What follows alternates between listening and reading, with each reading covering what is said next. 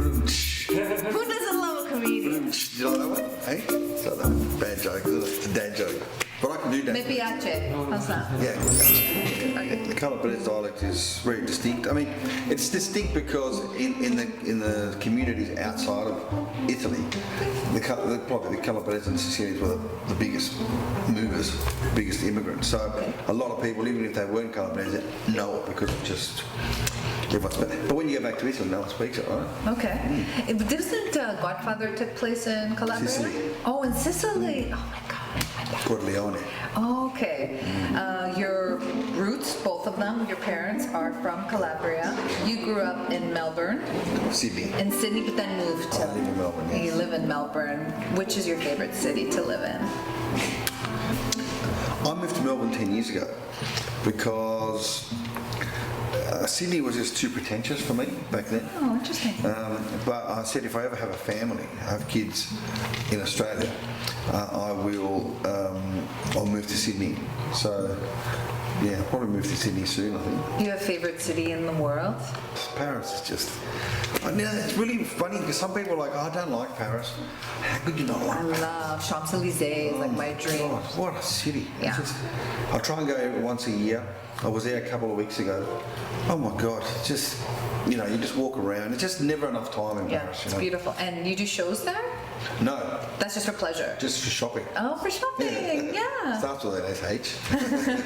Yeah, no, I just love, I love shopping and eating there, so I'm a big foodie and I've got a big following on my Instagram page, and one of my Instagram pages is for food.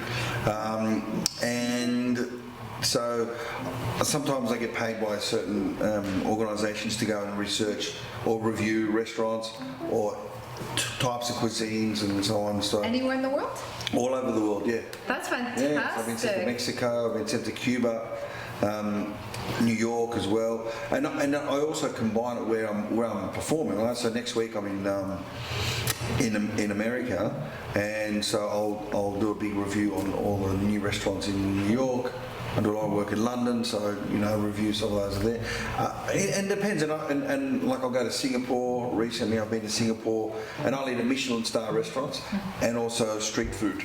I want to know like the behind-the-scenes stuff here. How are you critiquing food? Like, what are the basic elements that you're looking for? Well, it's the whole experience. Not only just the flavors, presentation, but the whole experience. Because you can go into some places and it doesn't look like it's going to be great, and they're like, wow, this is fantastic.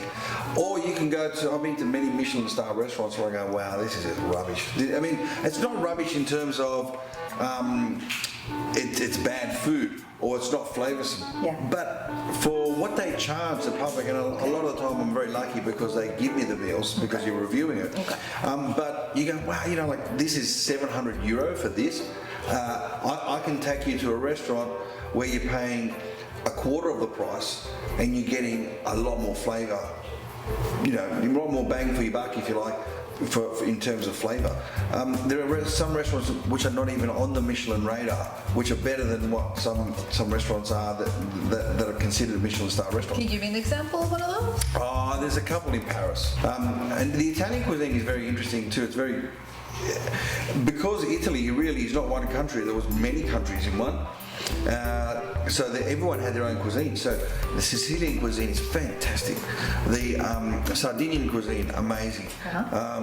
In Puglia, the fish is sensational. And you can see why there's a lot of Italian restaurants around the world. But you can eat bad in Italy too if you go to the tourist traps. So I also try and point out the tourist traps as well, because a lot of people don't know about the biggest indicator, except when you're in Asia. In Asia, they have their menus. They have pictures outside, right? Pictures. Okay. Pictures, yeah. How did you say it? Peaches. They have peaches. Make fun of me. Yeah, I always get made fun of with my accent here. Like when I go 416. 416. Make fun of or just get attention? Because it's unique. Yeah, it is. Yeah, it's totally really funny. I was walking in Yorkville one day and this girl comes up. She goes, excuse me, have you got the time? I said, yeah, it's 1:15. Oh my God. Oh my God, can you? And I said, no, it's 1:15, sweetheart. She goes, Can you say that again? I said, it's 1:15. She goes, no, can you say sweetheart? I went, sweetheart? So, oh my God. Love at first. Love at first and it's so funny because in Australia, we think our accent is like harsh. You think it's harsh? Yeah, like, Really? it's terrible, it's rough. But you come to Canada and girls just like fall. That's true. We've got a weakness for accents here. But speaking of accents, what do you think of ours? Like the Canadian? Well, we're used to, it's very North American, right? I mean, you can, like, I now can tell when, say there's someone in Australia who's a waiter or a waitress, and I can tell that where they're from. Sure. Like definitely I can tell someone from Montreal. Anywhere in the world you can tell someone from Montreal. They've got a very distinct accent. But you Canadians say a lot, and neat, bunch of, things like that. The Australian accent it can be. See, in Canada, people know you're Australian. In America, they have no idea where you're from. They don't know where you're from. They have no idea. Are you England? Are you from England? Are you South African? And South African is where did you park your car? Yeah, it's very different. Yeah, oh my God. Oh, you do a good one. I have a friend in Johannesburg. You do a good. Joburg. Yeah. You do a good accent. You park your car on the grass. Yeah.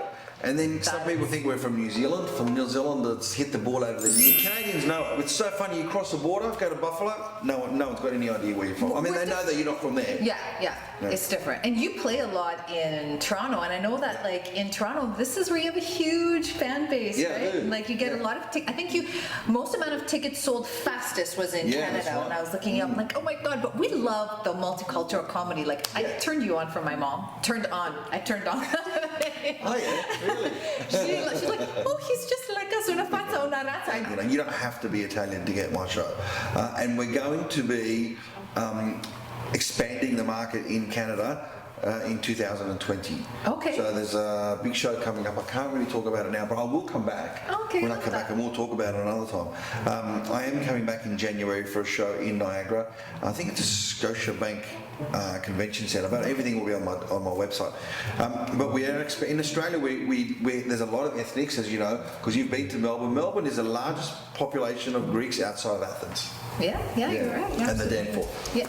Do you like the Greek town? I actually really like the Greek town here. Is probably one of the best I've ever seen. Better than Australia? Yes. Oh wow. Yeah, What regard, like the restaurants or? Yeah, the restaurants, the whole strip. That whole Danforth area. We have a large population of Greeks in Melbourne. And the Greek town, it's sort of moved out into the suburbs. Oh, okay. Yeah, and that one out there in Oakley is very, very cool. It's really, really nice. I find the Greeks are very patriotic. They're very, they'll have the Greek school. Italians didn't go to Greek school. The Greeks, you guys have to go. You guys never did school like as a second language, Italian or anything? No, you just learned from your parents. Yeah, that's right. Okay. Italians became arrogant because we did so many, the Italian, fashion. It's the best. Cars, food. It's one of the most visited I got places in the world. boyfriends. I always tell all my audience, I was dating Italian guys. Really? Yeah. Why is that? Put me on the spot. This episode is about you. It's not about me. Oh, really? Yeah. I'm going to ask you a question. Okay. Do you want me to answer now? Yeah, why Italian guys? Overall, as a package, I really jive with the Italian guys. Yeah, What package are you talking about? The package from head to toe. Right, yeah. You're fast on your feet. Yeah, this has become an infomercial. Yeah, well, Greek boys are nice too. Don't get me started here on the. There's this one club called Kinesi in Melbourne where Greek Australians go to hear Greek Australians singing Greek music for the whole night. That's all they do. They sing Greek music for the entire night. You would never see a room full of Italian Australians or Italian Canadians going to a club of 500-600 people to hear Italian Australians or Italian Canadians singing Italian songs. That just wouldn't happen. You just Would don't you see go it. hear authentic Italians like Eros Ramazzotti, Laura Pausini? Right, yes. Or you would go? Yeah, actually, I toured with Eros and Laura. Right? Oh my God! No, you knew Eros and Laura. I love Italian. I told you, I have the whole Italian. Okay, right. Wait a second, because this is crazy. You toured with Eros Ramazzotti and Laura Pausini. Yeah. They are, for viewers don't know at home, I know they're Googling, I don't know if you're living under a rock, but like the biggest names to ever come. I mean, Although I can't tell you who. One is absolutely really nice, and one is probably one of the worst people I've ever met in my life. Oh, okay, that's okay. I will leave you to figure that out, I'm sure. But for you, it must have been amazing. It was great. It was a great experience. Wow, that's Australia. phenomenal. So, did you tour with them in Italy? No, in Australia. Oh, did they like your comedy? Because they're from Italy. It's different, right? They were in their dressing rooms. Eros warmed to me towards the end, and could obviously hear, the laughter that was coming out from, the audience. So he obviously knew that I must have been good at what I did. I learned to speak Italian before I learned to speak English because my grandparents didn't speak any. That makes sense. Yeah. So they were raising you, they're speaking to you in Italian? Italian, yes. Yeah. Okay. Up until even when they passed away, they didn't speak no English. They didn't speak English in Australia? No, yeah. So, and they were there for a good 40 years. Yeah. You know what, that's not that uncommon. I know it sounds weird to a lot of second generation Canadians, but for first generation, we learn to speak the language of our parents at home, right? Yeah, and then we go to school and we learn English. And when you think about it, they came out here, they lived in enclaves full of Greeks or Italians. They didn't need to learn the language because wherever they went to the Greek store, or they went with their kids who would translate for them, or they would work maybe in a factory, and there was a lot of Greeks or Italians in it, so they didn't really need to have to learn English. Yeah. I mean, obviously a lot of them did, but in some aspects they didn't have to learn at all. I understand exactly. I totally lived through that. Yeah. Since you mentioned podcasts and food, we are a food show. We Yes, we are a food show. And I am a comedian. I should be funny, shouldn't I? I forgot about that. Joe, you had me at Eros. So whatever you say now, it doesn't matter. You really love Italian guys, don't you? Yeah. Well, Italian music. It's Anna great. Tatangelo, Gigi D'Alessio. I'm all about. Wow, you really know. Yeah. Well, just about this. I'm a music girl too. Right. I know you mentioned you also went to Cuba, right? And you did some food reviews that's there right. too. Yeah, it's fantastic. So much. I don't want you to go. I have so much to ask you, but the whole music scene. I assimilate with a lot of different cultures and locations because of the music. Yeah, right. In Greek, we say "se taxidevi," which means it travels you. Like you start to learn and love the culture. Well, how do you say that? "Se taxidevi." Oh, and the travel, is that the taxi part? Oh, you know what? You're fast, eh? I never thought about that. It's like a Greek word comes from taxidevi, and then the Canadians stole it and made a taxi, I guess. Oh, right. I don't know. What, a taxi? Where you get in a taxi? But you'll never forget that Greek word. No. So it loses, see how a lot of the Romance languages, they lose their brilliance when you translate it, right? So I'm saying, "se taxidevi," they're it kind of travels you, it takes you on a voyage, but I feel that way about music, which is why I got into so many different cultures. So you mentioned Cuba. Before we talk a little bit about your food habits and cooking, can you tell me a little bit about what it was like there reviewing the food or eating the food? Sure. So I went to Cuba 10 years ago, and I went again this year. And I went because I thought, you know what, Cuba's gonna get very Americanized because they had opened up the trade. I thought, you know what, if you go there in about 15 years' time, you're probably going to see Starbucks everywhere. So I thought that was going to be ruined, but in fact, it's not. In fact, it's become even better as a place. It's actually really safe. It doesn't look safe when you get there. You see all these dodgy guys sort of hanging around here. What's going on here? It's just they leave the tourists alone because they rely on the tourists. But the food has gotten a lot better from the first time that I went. And what city were you in? In Havana. Okay. Yeah, and the food is actually, because that, Cuba got a bit of a bad rap in terms of food, very, very bland. And when I was there 10 years ago, it was hard to find a really good meal. Okay. But I did some really deep research, and I found there's some really good food now, really good food. And I think it's only just going to get better. So Havana in the next 10 to 15, maybe 20 years, is going to be a really hip city again. And you can see that it was hip back in the day. It's like a museum. I mean, I frequent there, but I love the fact that you've actually researched the food because people want to know. I get questions all the time. Yeah. So when you review it, where do you put it? Do you upload a blog? I review it for certain publications, for local publications or internet reviewers. A lot of the time you don't even know that it's me reviewing it, and because I don't really have to do it because I need to promote my name in the food business. But I've also got an Instagram page, which is just JOE AVATI Food. Now, if you are, for example, in Havana and you want to know where to eat, you just hashtag JOE AVATI Food, Havana, or JOE AVATI food Paris, or JOE AVATI food Toronto, and it'll bring up the places. If I've been in that city, you know, like you can't put Hong Kong because I haven't been there yet. Sure. Right? I was supposed to go this year, but because of what's going on, I decided to keep away. But you can put, you know, use hashtag, and it'll bring up the places that I've eaten at. And most of the places are very good because I've done the research. Every now and then, I'll come across a dud or a place that everyone is really talking about, because you really, like, if sometimes you might say to me, you know, like after this interview, I'm going to go, where should I go and eat? And you might give me a suggestion. I won't just go. I will go into the car, I'll go, oh, that's nice, thank you. And then I'll go in the car, I'll look at it on Instagram, I'll review it, I'll see it. Because I don't know what your thought of a great restaurant is. And I've been taken to many people have said to me, you got to come, we've got to take you to lunch, we've got to go to this great place, and we turn up and I go, this is rubbish. Oh, okay. You know, so I never trust anybody's. I'll listen to what you got to say, and then I will do my own research. So a lot of the time, the restaurants that you'll see me eating at are really good because I've done a lot of research on Very good. Yeah. So we'll hashtag JOE AVATI and then the city. Yeah. And if you've been there, it'll pop up. Yeah, JOE AVATI food and then the city. JOE AVATI food in the city. My cooking is not so much technique cooking, it's just, you know, making stuff up as I go along. And you don't need to measure for cooking. I mean, baking is different, But you know what it's like when you're ethnic, you know, like all the grandmothers have got all these amazing recipes, no one's written them down. Then you ask them, so what did you put in? A little bit of this, a little bit of that. Well, how about not too much, a little bit more. How do you get to this? I interviewed when I was interviewing celebrities in Greece the first season, they were saying to me, just eyeball it. When you're starting out, it's hard to understand exactly what that means, especially our moms. Yeah. Like, phenomenal. There's a friend of mine, and he's a great comedian. He's Spanish. His name's Simon Palomares, and he's a big foodie as well. And he did this great routine about how ethnic mums, you know, like he asked his mum, so how do I make this? You know, how do I make paella? Oh, you put a bit of chicken, you put a bit of rice, then you go over and you make the bed. Then you come back and you put a bit of stock, a bit of this. Then you go and wash the dishes. You know, like this is all part of the recipe. And he acts it out on stage. It's fantastic. And that is quintessentially what all the mums are like.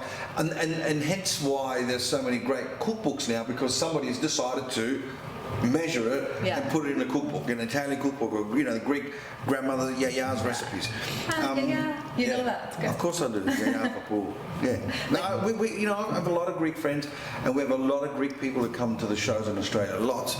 And I've worked with some amazing Greek comedians. George Kapiniaris in Australia, Basil in America. There's another guy, Angelo Saroukas, who's from Ottawa, I believe, lived in Montreal, now lives in LA. So, you know, we've been, you know, exposed to a lot of Greek. Australia is probably the foremost pioneer.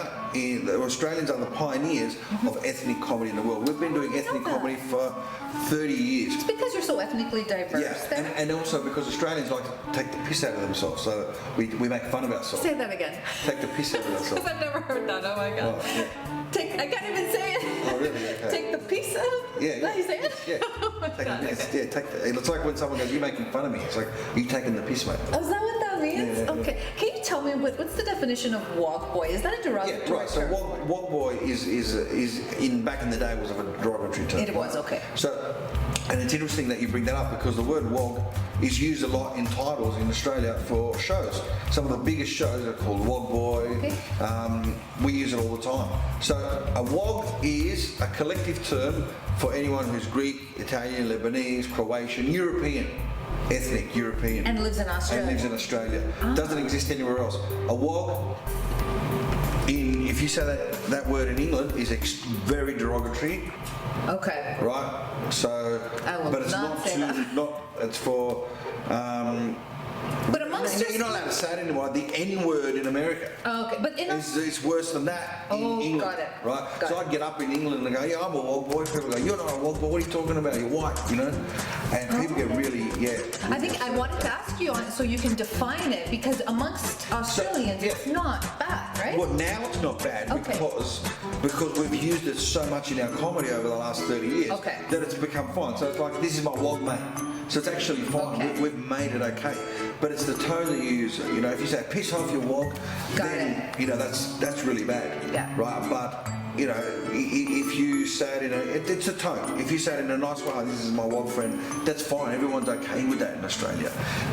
And like here, it's the word wog, right? Oh, okay. Yeah. Oh, is that how? Okay, I got it now. But here the word wog only refers to Italians.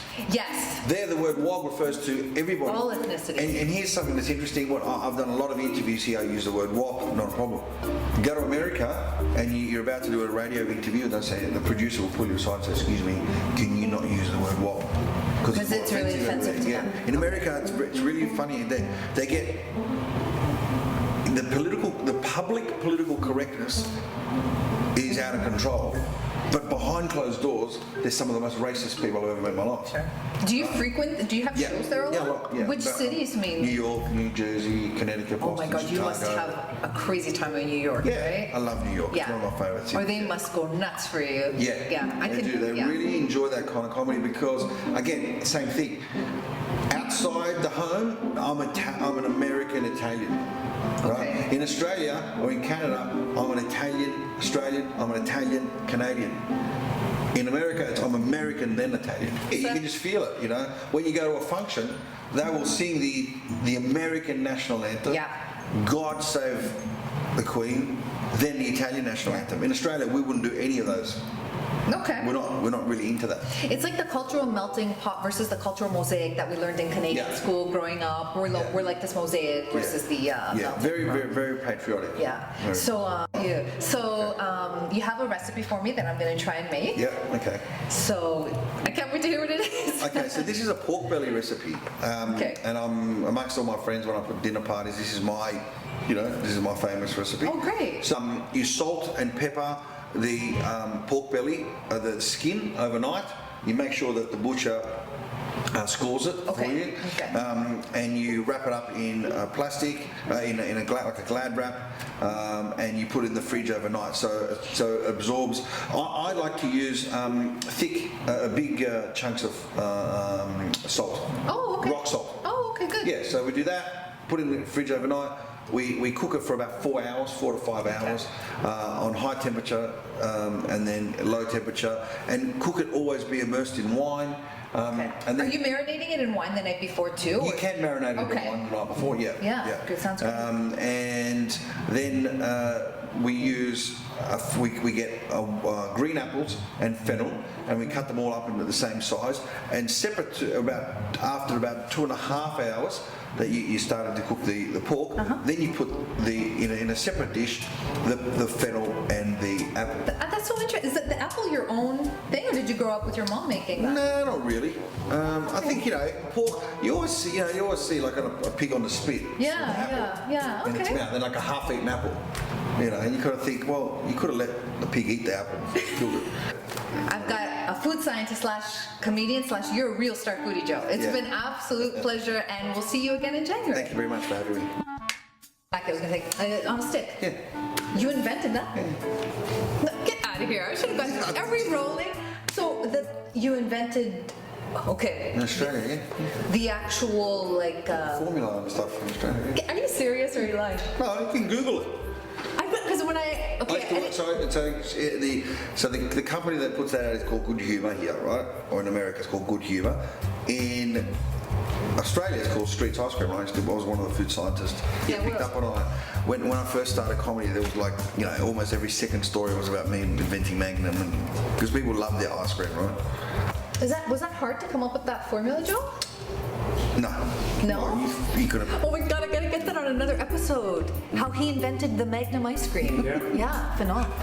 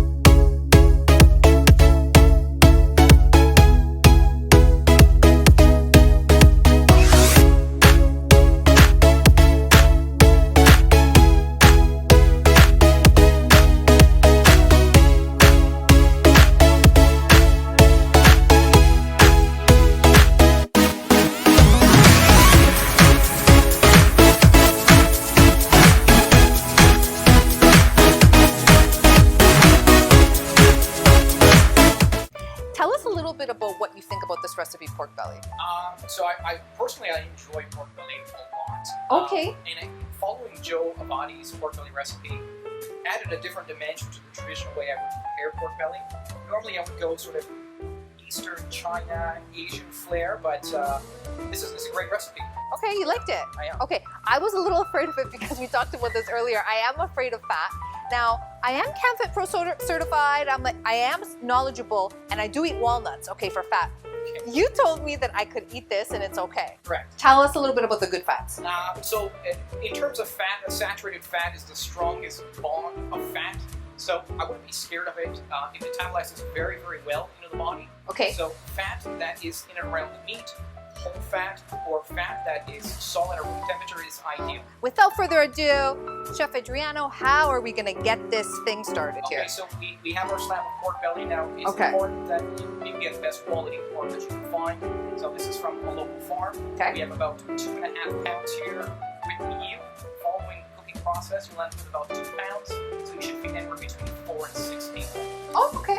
Right. So Okay. to begin, we're going to start by scoring the skin. Okay, so for those of us who are learning how to cook, Sure. what is scoring? So scoring is using a very sharp knife, first of all. It's creating small incisions, not penetrating all the way through the meat, but just cutting the surface. So this is going to allow for the salt to penetrate down into the meat, but it'll Okay. also give it a very nice color and texture once we finish cooking. Okay, perfect. Okay, so to score... Do you want me to, because you were looking at me, do you want me to score? Well, if you're I got the I'll show you how. So let me show Yes, you if you want let's- to carry on. Yeah, of Okay. course. So very sharp knife. If you don't have a very sharp chef knife, you can take an X-Acto knife, not the ones that you use from your house projects, but a nice Okay. clean blade. Thank you for saying that. Because I was thinking the grade 9 project with that orange X-Acto. Okay. Correct. So with a smooth stroke of the knife, we'll start from the heel of the knife and then work your way towards the tip. Wow, that is thick. Is that fat, Chef? This is all fat, correct. So this is probably the fattiest part of the pig. And again, don't be scared of fat. Okay. Fat is absolutely essential for life. Okay. So you see I'm scoring this way. I'm going to get you to do a couple of scores the other way. Are you comfortable with that? Absolutely. As she whispers, absolutely. Okay, yes, I'm good. Okay, so I'm going to turn it around for you. Okay. And you can continue the other way. Just this way. Yep. So you Okay. can do a couple. I'm not going deep enough, right? We want to pierce the skin, but not Pierce. Yeah. So use the knife on your strength. That's a good tip. That's a good tip. Give me one more shot, boss. Okay. Okay, you're doing well. This is better, right? It's way better. Okay. Okay. Calitera. Yeah, you went a little deep, but that's okay. So again, just one smooth stroke of the knife. One smooth You stroke. let the knife do the work. Now, you need a sharp knife to do this. If you Okay. have a dull knife, then you are sawing at the product. Oh, We okay. don't want to saw at the product. Okay. Okay, so now I'm going to do this. Do you want to start salting? So I got this Yes. red Hawaiian salt. Tell me about this. So there are 3 salts that I love to use in terms of nutritional value. So red Hawaiian salt, pink Himalayan salt, and Celtic sea salt. Okay. Now all salts these salts have natural trace minerals that help improve the balance of electrolytes in the body. It's very good. Electrolytes, I know that word from when you're ill, you got to replenish those So your electrolytes. electrolytes are sodium, potassium, and magnesium. Okay. Now if you use traditional table salt, it's Yeah. high in sodium, very low in potassium and magnesium. So it requires your body to work a little bit harder to get the essentials that you need. Now just a quick side note that we're on that subject. Most of our soil that food grows in is actually depleted of magnesium. Okay. So it's very, very important that you get it through salt. Okay, excellent tip. Okay. Now, you want me to do this? Yeah, so you're just going to turn, and you're going to put a little bit more than you think you need to. Okay. Okay, so while you do that, pan on these, Okay. add a little bit of Ωραία. olive oil. Ωραία, ελαιόλαδο. Λοιπόν, μιλήσαμε λίγο πριν με το Chef Adriano γι' αυτό. Now I'm just talking to our audience here about olive oil. What kind of olive oil is this? So, I just use Tuscan olive oil from, of course, the Tuscan region. I love this olive oil, Okay. especially for this recipe because it's very fatty. This olive oil offers a bitter complex to it. It's bitter, it's nutty, and it's a little spicy.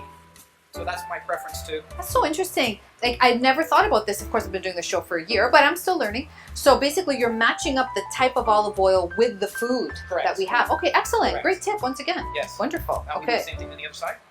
Okay. Lots of salt, please. Oh, more salt. Okay, here we go. Put me to work. Okay. And like you mentioned, pasta. Okay. Okay, good. Okay. So we're just going to massage it in the flesh. Okay.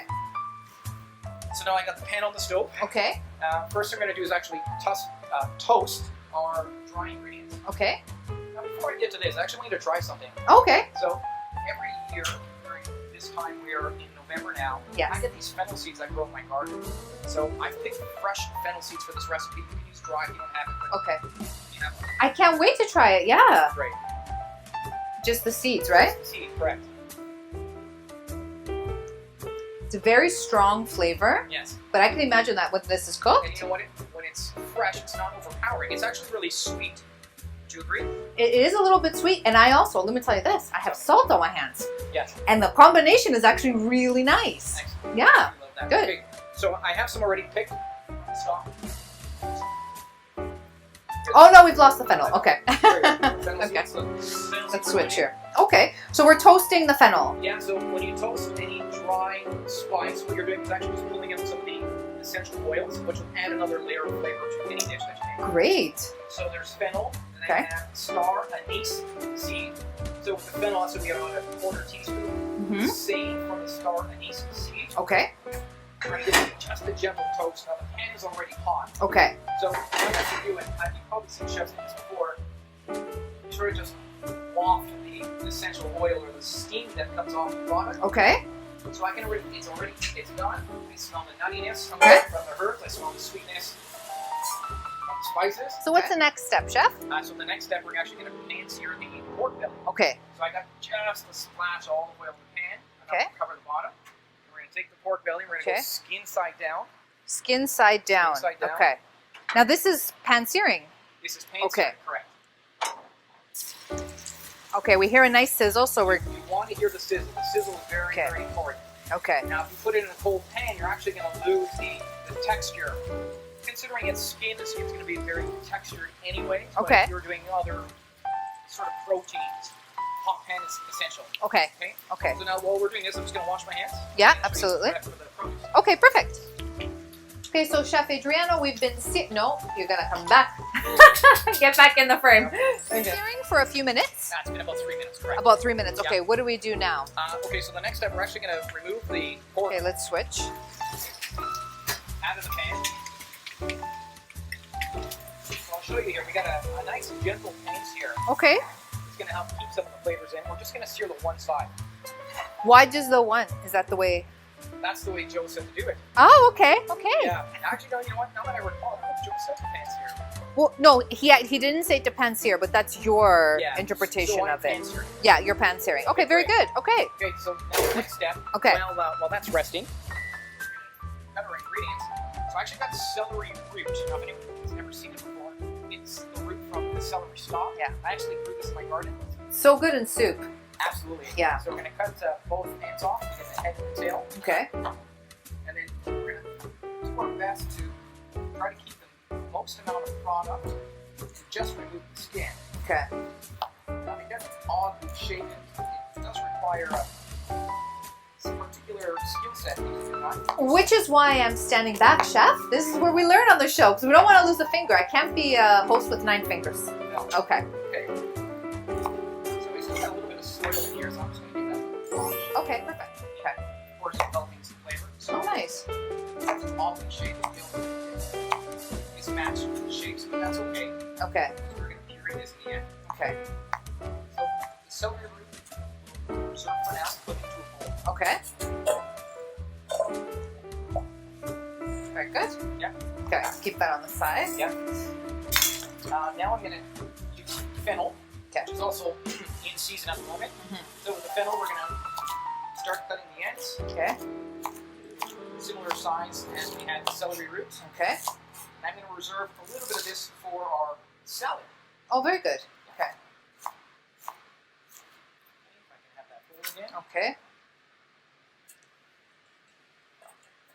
So So we got the celery root, we have the fennel, and now we're going to go with garlic. Okay, perfect. So I always try to get local ingredients. Yeah. Especially if they're available. So this is Ontario garlic. We're just going to need 3 cloves. Okay. Now my family, I grew up with having an abundance of garlic to the point, Chef, that I can no longer take the garlic. But my parents are so healthy, in their 70s, eat garlic every single day. Raw garlic. Okay. Raw. Great. Like we're talking big time. They're big time into the garlic. It has so many good nutritional value.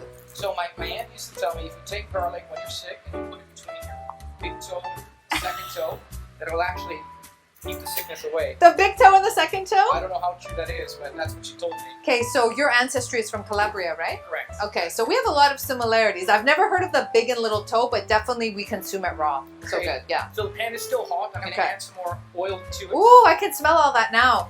Yeah, I can smell all that garlic. My parents would be proud of you, Chef. Great. Yeah, absolutely. Right, so we're adding the ingredients in the pan. Okay.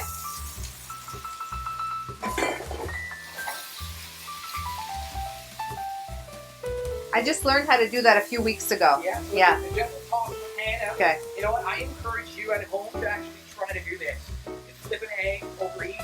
If you want to flip any other product, but Chef Russell, I have to say thank you really to important. I have to say thank you to another chef at Penthouse Please Catering, do, Chef yeah. Russell, because he taught me how to flip last week, it is. and I'm so excited. Take it to the lip and pull it back. So Right. I was doing this, and that's it. And you just have to That's practice it. with both hands. I'm sure you're a pro now. You do it with one hand, but you know I started with 2 hands, and there you go. Yeah, with enough experience, you can be good at anything. Yeah. So now we're adding the toasted seeds, Okay. spices.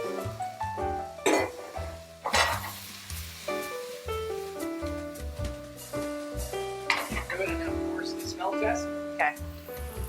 I'm getting in there on that. That smells amazing. Now it smells amazing. Really. That smells amazing. Okay, good. Now at this point, I'm going to put the pork belly back into the pan. Okay. Oh. So now you're searing it with all the veggies. Correct. Okay. So when you pan through the vegetables, it'll start to pull out some of the flavor. Now I didn't add any salt to that because this is going to reduce, and it's going to be our sauce with pork belly. You Okay. can always add seasoning as we go, but just like, say, making a stock, you don't want to season the stock until the stock is complete Okay. because the flavor will concentrate. Okay. Okay, so we got that. Now I'm adding, these are fresh bay leaves. Okay. We got fresh bay leaves, we got 4 or 5 of them. We got white wine. So I'm going to add white wine. So this is in Joe's recipe. He Right. said use a lot of white wine. Okay. So we're going to use about half the white wine. Let's use it all. Why not? Okay. Why not? Get a little drunk here on Why set. not? So I actually, when I purchase white wine for cooking, I buy the non-alcoholic wine. It's a cheaper price point, Okay. so it's about half the price. And when you cook, you actually burn off all the alcohol anyways. So the That's flavor such a good profile tip. is going to taste exactly the same. So whether we buy white wine with the alcohol or non-alcoholic, we're gonna get the same results. Correct. That's such an amazing tip, and half the price. And half the price. What an amazing tip. So we Okay. got white wine. Now I'm going to add the chicken stock. Okay. And just like Joe said when creating the recipe, Oh yeah. you don't want to cover the skin. Okay. Because we're looking for that nice crackling. So we got the belly submerged in liquid. Okay. Now if you have to, move the pork around so that it settles to the bottom, Okay. that's okay. Now, when Joe produced the recipe, he mentioned you can always add wine stock as it starts to evaporate. Yeah. That's absolutely optional for you. I've made the recipe once before. I didn't think you needed to. Okay. You decide. Okay. Okay, so now what's important is that we bring this up to boil Okay. before we put it in the oven. Okay. Because if we put it in the oven with the liquid still very cold, Yes. it'll take 4 to 5 hours to make the recipe. Okay, so there's the trick there, but we got to go through this with the audience. That needs to boil, Correct. or else we're going to be cooking for 5 hours. Correct. Okay, so we got to let this boil, Correct. and then the result is it only cooks for 2.5 hours in the oven. It's time to check out our boiling pork belly. Chef Adriano, what's up? What's going on here? So we brought the liquid up to the boil. It's been boiling for just a minute. Now it's important, like we said, we want to bring it up to the right temperature before we put it in the oven so it doesn't take too long to cook. Okay. So would you want to get the oven door for me? Okay. And we're going to put this in. Okay. Got it. I'm leaving it. Yep. Okay, so I'm going to put it on the middle shelf of the oven. Now, if you have a deck oven at home, the one that's underneath your elements, just so it has a nice even crisp on the top. Okay. So it's ready now. Should we Okay, yeah, check? I can't wait. It smells good. Excellent. Okay. Okay, so just be very careful at this step here when you pull the pan out of the oven, Okay. because the liquid is very hot. Πολύ προσοχή για να μην καούμε εδώ. So we're just going to place it off to the side to rest. Okay. Now, JOE AVATI did mention that a lot of the times this is prepared with apple. It's optional. Correct. So let us know how it would be prepared with apple. Like, how would we include it? So what we're going to do is we're going to make a salad with fennel, apple, we've got some scallion, Oh, nice. parsley. Okay. So I'm going to show you a task. I'm going to give you a task first. You okay with that? Absolutely. Okay, great. So we're going to shave some apples. So this is a mandolin. It's a Japanese mandolin. Okay. So if you don't have a very sharp knife or the handle, the skill set to do it correctly, then I'd suggest purchasing one of these. So I'm Okay. going to pass this over to Christina. She's going to take this apple. Okay. I'm going to show you how to do one. Okay. Right, and that's going to give you little matchsticks of apple. I love the smell of green apple. Now, Chef, I do have to tell you something. Please. What you may not know is that I've done this before. Oh, Yeah. great. Thank you, Grub Gods. This is my second time using the mandolin, which is a Greek word, coming from the Greek word mandolino, which is an instrument. Okay. Yeah, so I think I'm going to ace this. Okay, great. Now, this does not have a safety guard on it, correct? It does not have a safety. Okay. So just be careful with your hands. Yeah. How am I doing? Watch your thumb. Okay, watch that thumb. We need it. Like we said, a host needs all 10 fingers. Okay, how'd I do? Let me Let's see see how much you here. have left. If I can help you here, please. Oh, sure. We're gonna go this tips, way. okay. Okay. Ah, he saves the secret tips for himself. Didn't bother sharing that with me. It's okay. won't It's say all right. it's a It's our secret. first time together. That's okay. That's okay. But you can see here, you Beautiful. actually get nice uniform slices using the mandolin. Okay. If you have the skill set to do it on your own. Can I try some of this? Yeah, please do. Okay. Please do. Some chefs say don't put your fingers in my food, but No, I'm a it's put okay. my fingers in the food kind of I saw girl. you wash your hands. So you're fine. I did. Okay, so that's the green apple. Okay. Now we're gonna go with the fennel. So I did reserve a little bit of fennel, so you really only need one bowl for this recipe. Okay. So again, using a sharp knife, we're gonna start with very thin slices. Okay. We don't want to get the root. We want to get everything before it. Okay.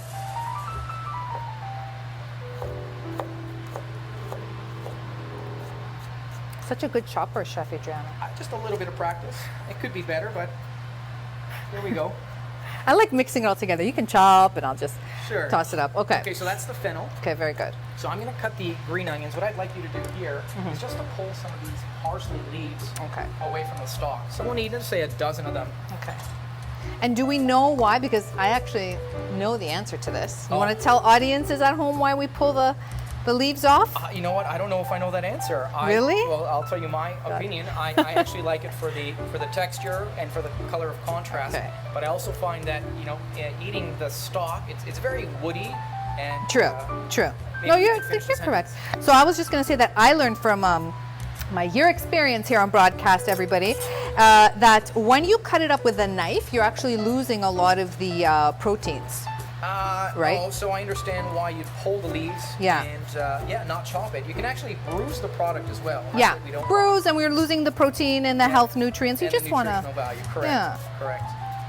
We're educational here on Star Foodies too. absolutely. Absolutely. Okay. Okay. So the apple cider vinegar There you are. holds Okay. a lot of digestive enzymes that help break down food. Right. So we got that. I'm adding some of the Tuscan olive oil. And for a beauty secret for all you beautiful people watching at home, I actually clean my face with it. oh, you could do that. Yeah, you can. Yeah. So we get a little black pepper. Okay. And we're going to do a couple of twists here of the Nice. red Hawaiian salt. Okay. So do you want to mix that up? With my hands? Yes, of course. Really? Just get in there? Yes, and so the secret Okay. ingredient to all recipe is love.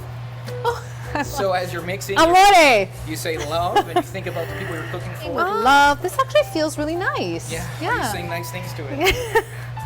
Well, if we all know Dr. Emoto's recipe, we have to be nice to everything because everything is energy and it comes out more beautiful. Perfect. Okay. Okay, so we should give a little taste. Yeah. Yeah. Just to make sure. But did a good job. Perfect. So I'm So pushing this good. off to the side. So good. Now, it goes against my popular belief about eating bread, gluten for that matter, but Okay. this recipe is an absolute to have bread with it, and I'll show you what I'm going to do. Okay. So we're going to take a sharp bread knife. We're going to slice the baguette on the bias. Okay.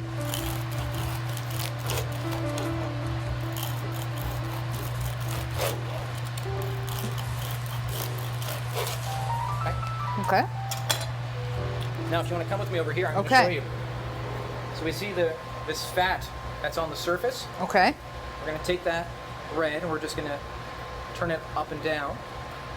And that's going to pull some of that fat flavor right onto our bread. Okay. So we see the grill is on. And we're just going to lightly grill the Chef, bread. you've outdone yourself. This is definitely the Beautiful. secret to a great way to accompany the pork belly. That is great and smart and smells good.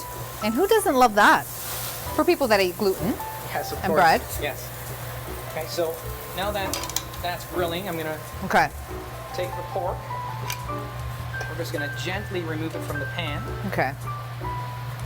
Place it onto the cutting board. Okay. Now, with all of this stuff here, I mean, if you want to make it very rustic, you can use this as the accompanying element to your pork belly. But I'm actually going to puree it to make it a little more fine dining. Oh, very good. Okay, so we're going to puree everything that has been boiling in the oven or cooking for 2.5 hours. Okay. Okay, so just monitoring the bread while I do that. Okay.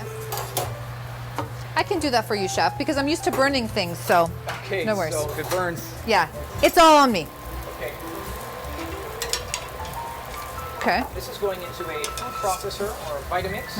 My preference is a Vitamix if you have one. Okay. Go for about 2 tablespoons of our puree. Okay. We're going to slice our pork belly to a lovely portion. So when you score it, it's important that, I should have mentioned this earlier, but you score vertical and then horizontal so that when you go to portion your pork belly, you're not cutting through the crackling. But you can see we got a nice, beautiful interior here. And I can hear the crackling, Chef. Yes. Yeah, beautiful. Okay, so I'm just going to trim off the end. So we'll put that on our puree. Take our grilled bread and we'll present it as such. Okay. Now, so I have one of these 500 milliliter containers and I'm going to use it as a ring mold. So that'll go on one end of the plate. Here's Always wondered how they did that. Okay, here's our salad. Okay. So we'll start building in layers. Okay.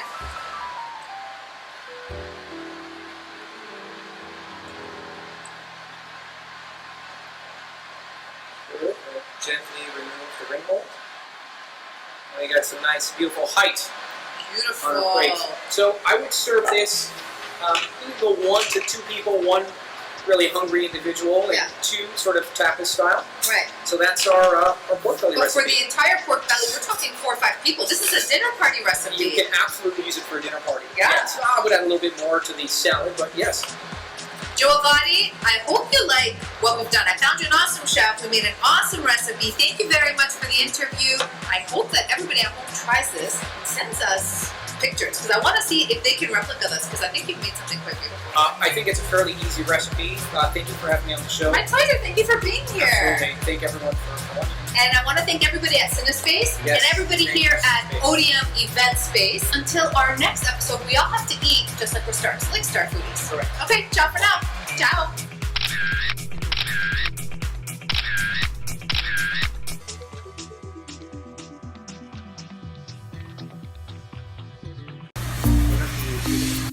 So Chef Adriano is doing a very más importante video about the recipe, and I'm about to give him a big bomb here. So here's our final.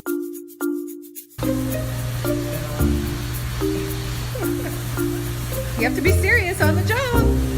You guys better tune in for this episode. JOE AVATI's pork belly at Odeum Event Space with Chef Adriano, boss in the cocina. Look at this, what he made. Look at this. Am I getting it? See it? Yeah, beautiful. Yeah. Peter, you want to be on camera? Doesn't use social media. Here's the boss at Odeum Event Space. Thank you for having